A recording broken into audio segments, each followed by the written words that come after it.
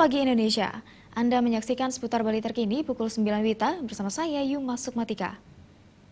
Kemolekan Danau Buyan kini terusik oleh serangan berbagai tanaman air pengganggu, salah satunya enceng gondok. Hal tersebut mengakibatkan Danau Buyan semakin dangkal. Tidak hanya itu, kemarau panjang juga membuat sebagian area danau berubah menjadi daratan.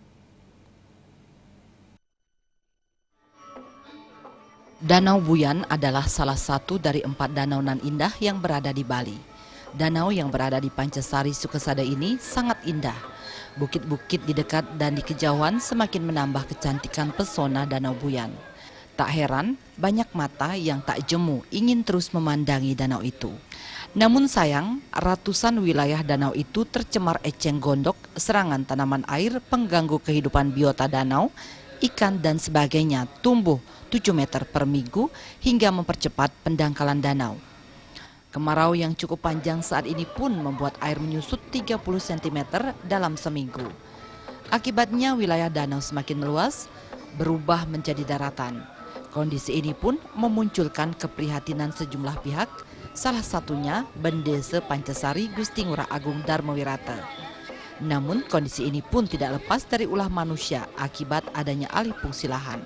Yang dulu Pancasari merupakan petani kopi Arabica kini telah berubah menjadi petani hortikultura seperti sayur-sayuran dan juga stroberi.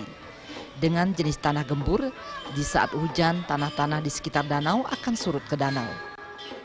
Kerama niki kebutuhan finansialnya setiap saat sampun meningkat. Akhirnya hutan kopi niki sampun akehan berubah fungsi. Dados tanaman sayur, dados stroberi dan lain sebagainya. Nah ini dampaknya secara alami kalau hujan lebat turun, permukaan danau ini di lembah, bukan di atas, di lembah desa. Jadi salah satu faktor penyebab pendangkalan, nah niki pun, tanah niki kan jenis tanah gemur di sini. Begitu hujan lebat turun, itu akan larut semua ke permukaan danau. Untungnya wonten tanggul niki. Tanggul di pinggir danau sana sampun keprakarsai oleh pemerintah rien. Niki utama pisanan niki yang mesti dayang mangdo ditingkatkan lagi.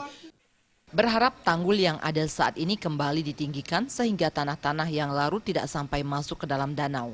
Selain itu, ia juga berharap masyarakat maupun pengunjung untuk tidak membuang sampah plastik sembarangan karena juga berdampak terhadap kelestarian Danau Buyan. Jenny dan Yudi, Bali TV. Pemirsa, demikian seputar Bali terkini kali ini.